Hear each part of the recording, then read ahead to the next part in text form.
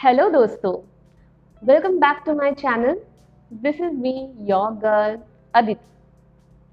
आज मैं जिस टॉपिक के बारे में बात करने जा रही हूँ इसका नाम है द लॉ ऑफ अट्रैक्शन। आपने इस चीज़ के बारे में कहीं ना कहीं किसी न किसी बुक या इन्फ्लुएंसर के वीडियो में या फिर किसी पॉडकास्ट में सुना ही होगा इसका जिक्र। बट क्या आपको पता है इसको सही तरीके से हम अपने लाइफ में कैसे इम्प्लीमेंट कर सकते हैं?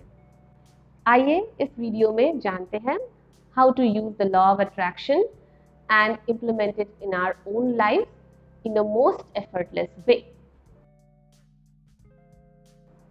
द लॉ ऑफ अट्रैक्शन का मीनिंग क्या है? लॉ ऑफ अट्रैक्शन का मीनिंग है कि जैसे आप की सोच होगी वैसे ही आपकी लाइफ होगी।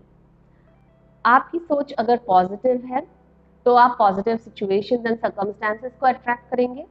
अगर आपकी सोच नेगेटिव है तो आप नेगेटिव चीज़ें अट्रैक्ट करेंगे। तो क्या इसका मतलब है कि आपके दिमाग में अगर एक भी नेगेटिव थॉट आ गया तो मतलब पता नहीं क्या हो जाएगा, अपने लाइफ में बहुत सारी नेगेटिव चीज़ें अट्रैक्ट हो जाएगी? ऐसा नहीं है। यहाँ पे एक की वर्ड है जिसका जो है प्रीडोमिनेंट। तो अगर आपका प्रीडोमिनेंट थॉट मतलब आप जो 80% ऑफ द टाइम सोचते हो वो कंस्ट्रक्टिव है, पॉजिटिव है, तो आपको चिंता करने की जरूरत नहीं है। मगर आपका जो प्रीडोमिनेंट थॉट है अगर वो नेगेटिव है, वो डिस्ट्रक्टिव है, अगर सेल्फ डिस्ट्रक्टिव है, तो फिर आप को कुछ चेंजेस लानी पड़ेगी अपने लाइफ में ताकि आप लॉ ऑफ अट्रैक्शन को और बेटर तरीके से इम्प्लीमेंट कर पाए। फन फैक्ट, क्या आपको पता है लॉ ऑफ अट्रैक्शन तो बस अभी कुछ सालों से पॉपुलर हुआ है, बट कई कई सदियों पहले भगवद गीता में लॉ ऑफ अट्रैक्शन का जिक्र हुआ था।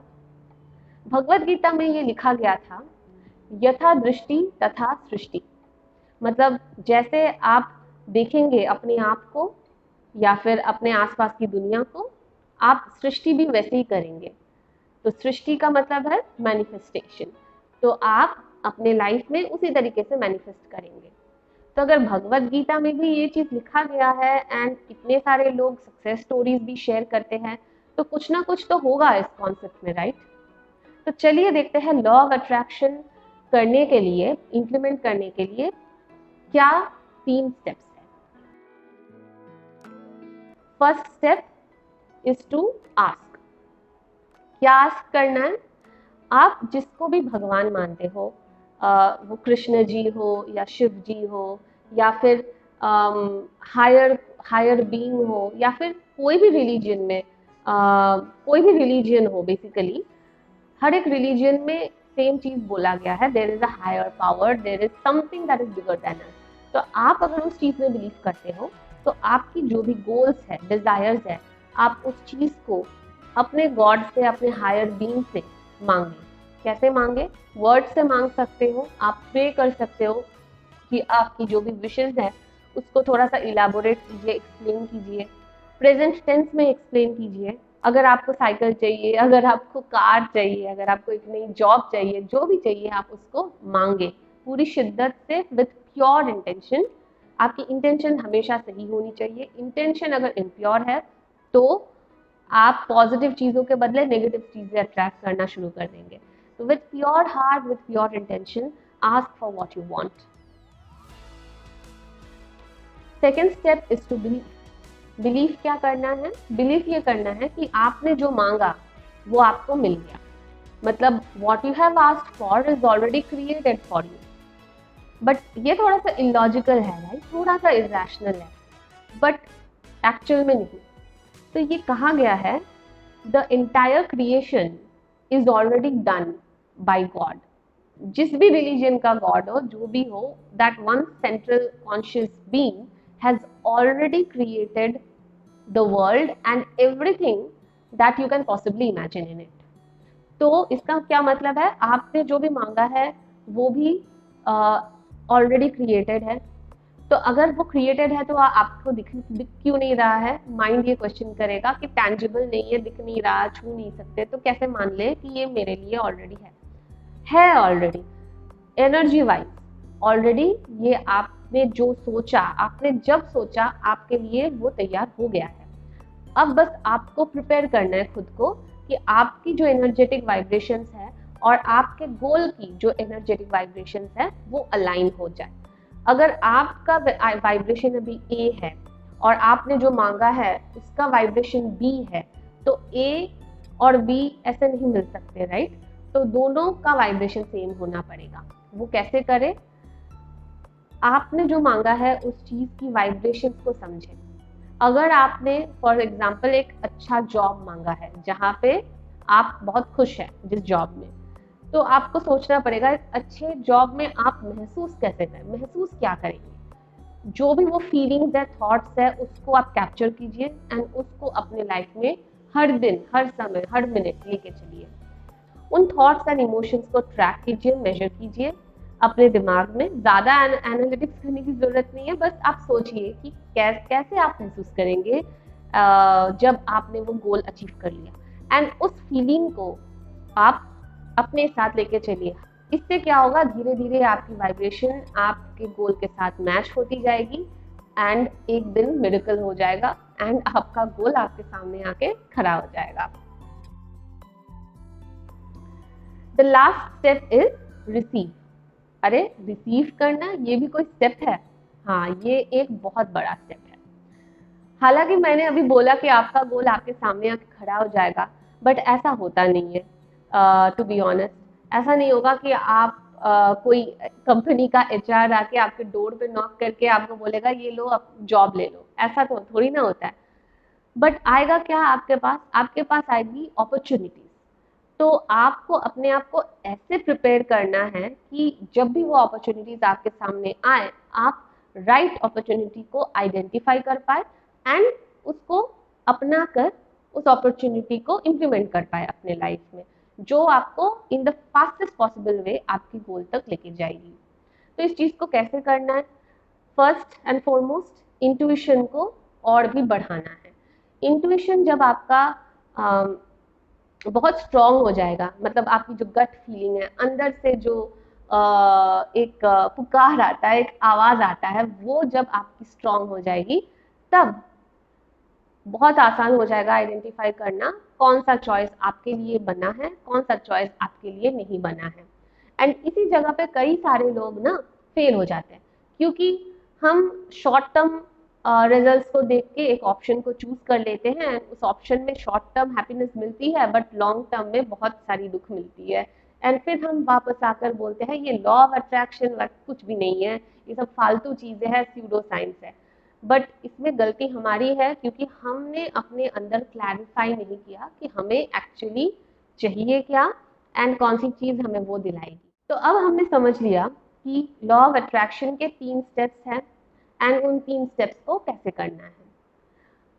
तो प्रॉब्लम क्या आ जाती है लॉ ऑफ अट्रैक्शन में? क्यों इतने सारे लोग लॉ ऑफ अट्रैक्शन को इम्प्लीमेंट नहीं कर पाते हैं? तो एक बहुत ही क्रूशियल चीज जो लॉ ऑफ अट्रैक्शन में क्रिटिकल है, वो है आपकी जो बिलीफ्स है, आपकी जो क्लैरिटी है अंदर, वो चीज इंपॉर्टेंट है। बिलीफ एक ऐसी चीज है जो आप ऐसे बोल के चेंज नहीं कर सकते। बिलीफ हम बहुत ही अर्ली स्टेज ऑफ लाइफ में क्रिएट करते हैं।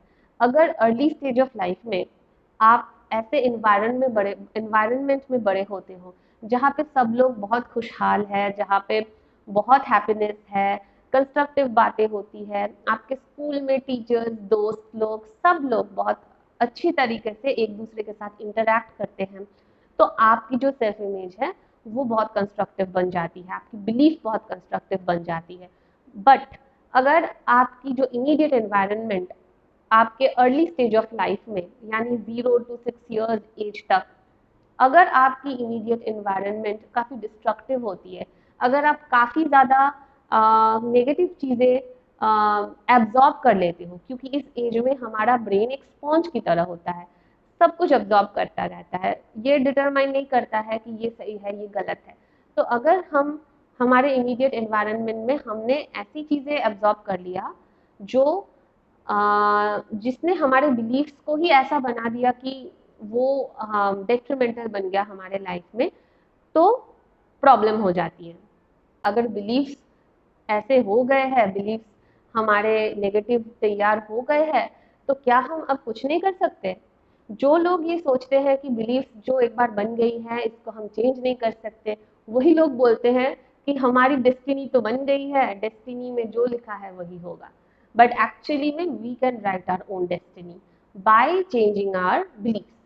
हमारी बिलीफ्स 6 साल के बाद से हमारे सारे एक्शंस को कंट्रोल करती है। अगर मेरी बिलीफ है कि आई एम नॉट एथलेटिक, मुझे दौड़ना नहीं आता, तो मैं लाख कोशिश कर लूँ एथलेटिक बनने की, उसके बाद से मुझे कुछ ना कुछ प्रॉब्लम आता ही रहेगा एंड फाइनली मैं एफिशिएंटली दौड़ नहीं पाऊंगी। शायद मैं मोमेंटरीली ट्रेनिंग करते करते थोड़ा सा फिजिकली एक्टिव हो जाऊं, फिजिकली स्ट्रांग हो जाऊं, बट मेरा ब्रेन मुझे खींचेगा वापस कि नहीं नहीं, you are someone who doesn't run, who doesn't like running, who can't run. तो इसके चलते क्या होगा, अगर मैंने खुद को और भी पुश किया अगेंस्ट माई बिलीव्स, तो बॉडी में पेन होना शुरू हो जाएगा, ये तकलीफ हो जाएगी, वो तकलीफ हो जाएगी, लाइफ में दूसरे तरीके के चैलेंजेस आ जाएंगे, because there is an internal friction that is happening between me and my self believes. And इसके चलते मैं अपने गोल को एकदम सैक्रिफाइस कर दूंगी and I will be back to square one. And यही चीज होता है बहुत सारे लोगों के साथ, क्योंकि उनके सेल्फ बिलीफ में ही प्रॉब्लम होता है। If you are someone who has grown up in a house where it is believed that money is evil, पैसा होना बुरी बात है। अगर कोई रिच लोग है, सक्सेसफुल लोग है, वो लोग रिच एंड सक्सेसफुल बने हैं क्रिकेट वे से, मतलब गलत काम करके ही आप रिच बन सकते हो। सही राह पर चल के रिच बनना तो यू नो इट्स इम्पॉसिबल। हम मिडिल क्लास ही रहेंगे, या फिर लोअर मिडिल क्लास ही रहेंगे, या फिर बिलो पॉवर्टी लाइन ही रहेंगे। इस तरीके के सोच वाले लोग होते हैं एंड हम शायद ये अपफ्रंट बोलते नहीं हैं अपने कॉन्वर्सेशन में, बट ये अंदरूनी सोच सब में रहती है, जो हमें फाइनेंशियल प्रॉस्पेरिटी, रिचनेस, सक्सेस पाने में चैलेंजेस क्रिएट करती है। तो डेस्टिनी चेंज करने के लिए पहला काम ये करना है कि हमें पहले ये अंदरूनी सोच को जानना है। अगर हमारा गोल है फाइनेंशियल अबंडेंस, फाइनेंशियल प्रॉस्पेरिटी, तो फिर ये जानना ज़रूरी है कि हमारी ऐसी कौन सी सोच है जो इसके विपरीत जाता है। हम क्या पैसे को लेकर कंस्ट्रक्टिवली सोचते हैं? अगर हम किसी को पे करते हैं 5,000, 10,000 वट, तो क्या हम बहुत ही नाखुश होकर पे करते हैं कि अरे इतना पैसा चला गया, या फिर हम ऐसे पे करते हैं क्योंकि हम थैंकफुल है उस इंसान के लिए या फिर उस ऑर्गेनाइजेशन के लिए जिसने हमें कुछ वैल्यू दिया, तभी ना हम पे कर रहे हैं, फ्री में तो पे नहीं कर रहे हैं किसी को। तो सोच के ऊपर ही दुनिया बनी है, हमारी खुद की दुनिया हमारे सोच पे बनी है। तो जब हम अपनी सोच, अपनी अंदरूनी बिलीफ्स, अपनी साइकोलॉजी को पॉजिटिव कंस्ट्रक्टिव बनाएंगे, तब हम देखेंगे कि लॉ ऑफ अट्रैक्शन करना काफ़ी इजी हो जाएगा। जो भी गोल्स हम सेट करेंगे अपने लाइफ में एफर्टलेसली रीच होंगे एंड सस्टेनेबली रहेंगे भी हमारे लाइफ। ऐसा नहीं होगा कि गोल्स रीच करने के बाद सडनली कुछ ट्रेजेडी हो जाएगी हमारे लाइफ में, या फिर we will be back to square one. ऐसा होता है कई सारे लोगों के साथ, राइट, जो लॉटरी जीतते हैं, कुछ देर के लिए खुश होते हैं, but back to their financial status. ऐसा क्यों होता है? क्योंकि उनकी अंदरूनी बिलीफ ही चेंज नहीं होती है, क्योंकि पॉसिबल नहीं है ना एक दिन में पॉवर्टी से सडनली फीलिंग लाइक अ करोड़पति, ये होता नहीं है। इसको करने में टाइम लगेगा एंड जो लोग इस चीज़ को करने में टाइम देते हैं, इन्वेस्ट करते हैं, उनकी लाइफ लॉ ऑफ अट्रैक्शन की तरह मैजिकल बन जाती है एंड एफर्टलेसली आप अपने लाइफ में अपने गोल्स को अट्रैक्ट करते रहते हैं। तो आज का वीडियो बस इतना ही। आशा करती हूँ कि आपको ये वीडियो, ये कंटेंट अच्छा लगा। आई रिक्वेस्ट माई व्यूवर्स कि अगर आपने अपने लाइफ में कभी भी लॉ ऑफ अट्रैक्शन को जाने अनजाने में इम्प्लीमेंट किया हो, तो आप ज़रूर कमेंट सेक्शन में लिखें और मुझे बताइए कि आपका क्या एक्सपीरियंस था विद लॉ ऑफ अट्रैक्शन, आपने क्या चैलेंजेस फेस किए एंड आप उस चैलेंज से कैसे उभरे। तो I will see you in my next video. Till then, stay happy, stay positive, and keep your vibrations way up.